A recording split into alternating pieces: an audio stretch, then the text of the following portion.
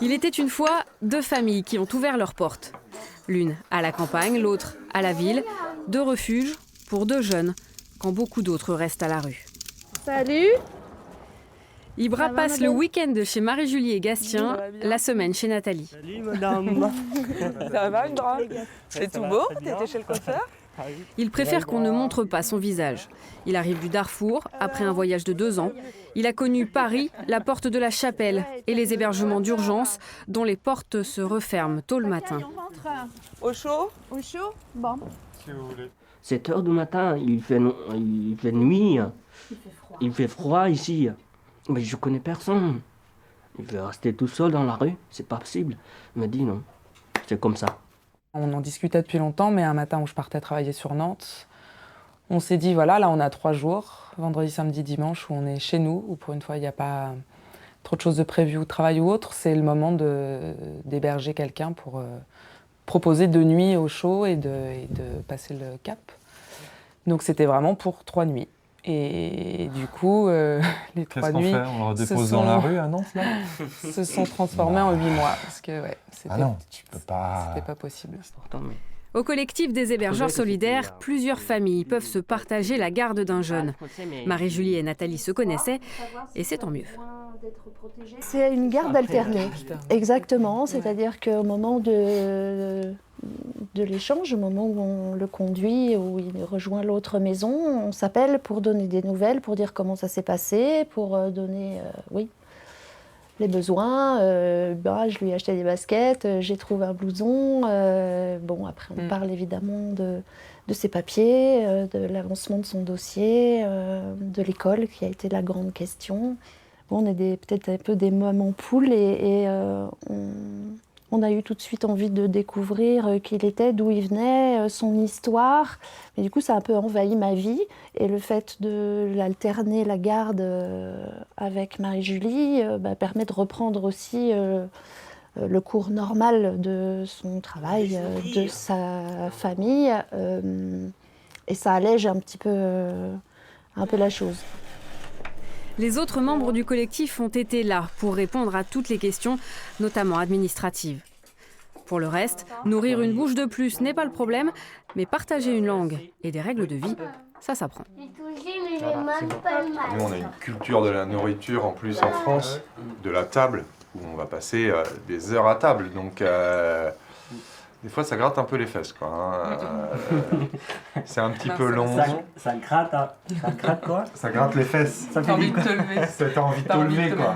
T'as envie de partir. D'accord. À préserver absolument l'équilibre familial. Du haut de ses 9 ans, Léon a su le rappeler avec, par moments, une pointe de jalousie. D'un seul coup, il se retrouvait avec petit à petit, c'est devenu un grand frère, donc très content, mais en même temps qui prenait, pour moi en tous les cas, les 3 premières semaines, énormément de temps parce que j'ai voulu comprendre, on essayait de comprendre les choses, les papiers, l'ascenseur émotionnel qui fait que on se retrouve un peu envahi. Et voilà, il était temps de prendre un peu de recul et de se dire, on continue, mais du coup, il faut aussi que tout le monde retrouve sa place dans la famille et que les choses se posent. Difficile.